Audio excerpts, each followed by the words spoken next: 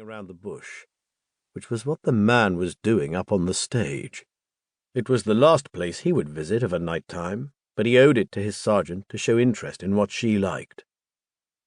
After all, the two of them had witnessed Harry give his life to save hers. Others had come and gone during the investigation, especially Vic Oldfield, the young and keen constable who had fancied Clare but never had a chance while Harry was alive, and Oldfield, along with a confessed murderer, had died in a crash on Wilton Road. Tremayne touched the crucifix around his neck at the thought of it.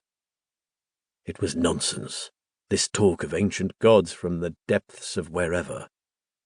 But he had seen things he couldn't explain. He would never admit it to his sergeant or himself, but it was weird at the time.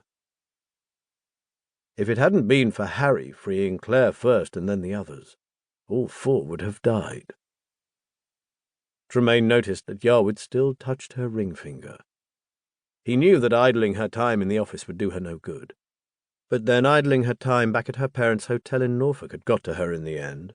She'd admitted that to him. What she needed, what they both needed, was a good, juicy murder to take their minds off the past. Not a group of actors prancing around in Roman attire. The only problem was that there weren't any murders at present.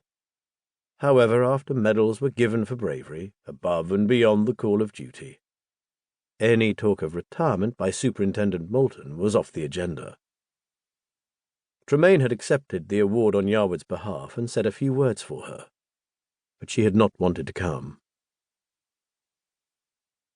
Tremayne could feel a cramp in one leg. Any other time he would have run a mile from such an event, but he could see that Yarwood was engrossed. "The good part is coming soon," she said. "Act 3, Scene 1, Tremayne said, which surprised him considering the violence in it. He had thought that after the events in Avon Hill and Harry's violent death, she'd not want to see more, even if it was fiction. "You've seen it before?" "I went to school, you know. The English teacher was mad for Shakespeare. He made us read it through and then a test to check we had." "And had you?"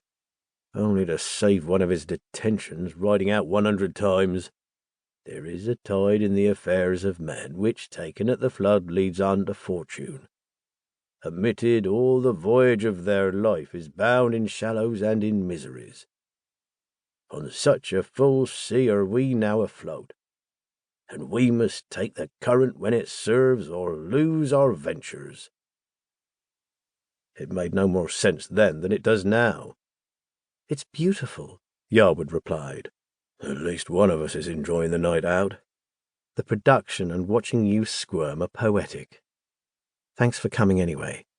I knew it wasn't your kind of entertainment, but I didn't want to come on my own." "Don't expect me to come the next time, will you?" "I'll be okay in a few days. It's just that coming back to Salisbury is not easy." "I'm pleased you're here." "You've missed me?" Yarwood asked. "No one else could make a cup of tea like you," Tremayne said. The friendliness between the two was making him uncomfortable. He preferred it when he snarled at her and she had returned with a smart comment. "You can make your own from now on. And besides, I prefer you, Grumpy." "Tomorrow, I promise. For tonight we'll labour through this." Tremayne had to admit that the production was professional, even if it was only the local dramatic society. He looked around to see a packed crowd. Amongst those watching were some in their teens, who seemed more engrossed than him. He looked back at Yarwood. "Don't worry about me. I'm made of stronger stuff," Clare said. "Harry's gone. Life moves on, and I'm here." "I had you down as the whimpering type." "I was, but I've seen too much. I'd prefer him to be here, but he's not. It's no use dwelling on the past, is it?" Tremayne had. That was the problem. The events in Avon Hill, the memory of his former wife, had made him phone her. It had taken a few phone calls and a search on Facebook before he traced her, and then it had been difficult. They had met up. He, the set-in-his-ways detective inspector. She, the widowed mother of two.